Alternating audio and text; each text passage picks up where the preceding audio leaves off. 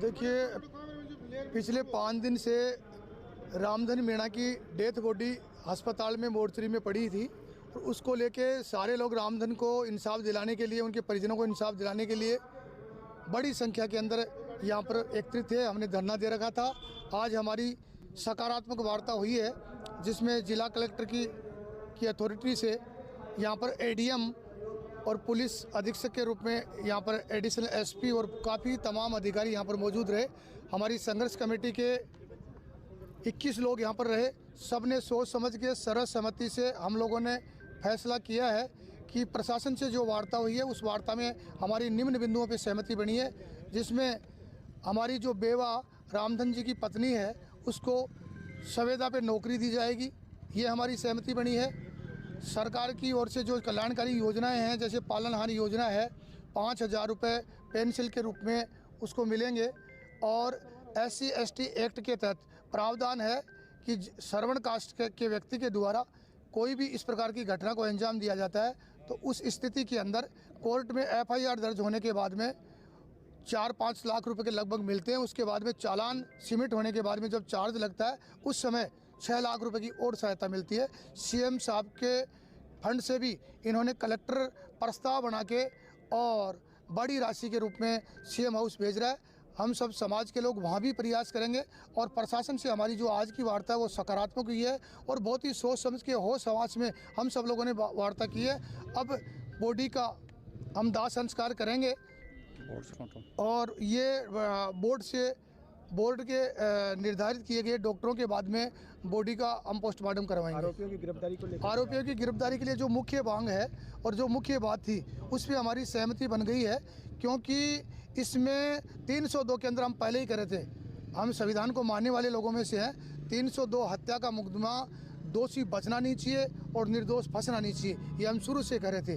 और पुलिस अलग अलग टीमों के तहत स्पेशल टीम भी लगी हुई है और पुलिस के कई SHO इस अनुसंधान में लगे हुए हैं। हमें पूर्ण विश्वास है और हमारे काबिल अधिकारी हैं जिन कई आंदोलनों के अंदर हमारा उन्होंने सहयोग किया है और वो कमिटमेंट के भी पक्के हैं। इसलिए हमें पूर्ण विश्वास है कि 3 से 4 दिन के अंदर पुलिस उनको खोज निकालेगी, उनको ढूंढ निकालेगी। ऐसा आश्वासन पुलिस ने भी दिया है और सर्वसम्मति से हम सब लोगों ने माना है। आपका नाम? सुरेश मीणा किशोरपुरा, प्रदेश अध्यक्ष श्री मीन सेना।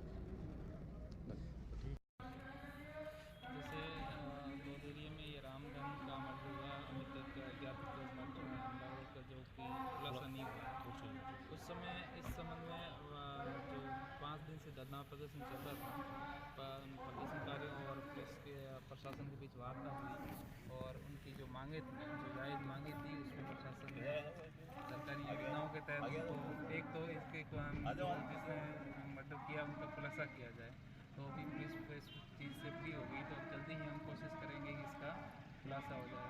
दूसरा, जिसमें सरकारी सहायता का था, तो हम मैक्सिमम प्रयास करेंगे गवर्नमेंट की जो योजना है उसमें जो अनुमत सहायता है वो दिलाने का प्रयास करेंगे। इससे परिवार की एक सदस्यों को नौकरी, तो परिवार के सदस्यों को हम कोशिश करेंगे संविदा के आधार पर इनको नौकरी मिले। और उसके अलावा परिवार की सुरक्षा के लिए बात की थी, तो उसके लिए भी हमने कहा है कि परिवार को किसी तरह का खतरा नहीं रहे, मैक्सिमम सुरक्षा का प्रयास किया जाए। ST एक्ट में क्या SC/ST एक्ट में ये प्रावधान है कि यदि SC/ST का किसी ने मर्डर नॉन SC/ST ने किया है तो पीड़ित प्रतिकर योजना के तहत 8,25,000 रुपये का प्रावधान है, जो 2 चरणों में मिलेगा। 4,12,250 रुपये उसमें प्रथम चरण में FIR दर्ज होते ही मिलेंगे और 4 लाख चालान होते आधी राशि बाद में मिल जाएगी। इसके अलावा परिवार की जो विधवा है उसमें 5,000 रुपये पर मंथ उनको पेंशन का भी प्रावधान है। और इसके अलावा पालनहार के तहत प्रत्येक बच्चे को 1,500 रुपये का प्रावधान है और 1,000 रुपये विधवा पेंशन का राजस्थान सरकार की योजना से अलग से प्रावधान है। तो 8-9 हज़ार रुपये महीने के ये प्रावधान के तहत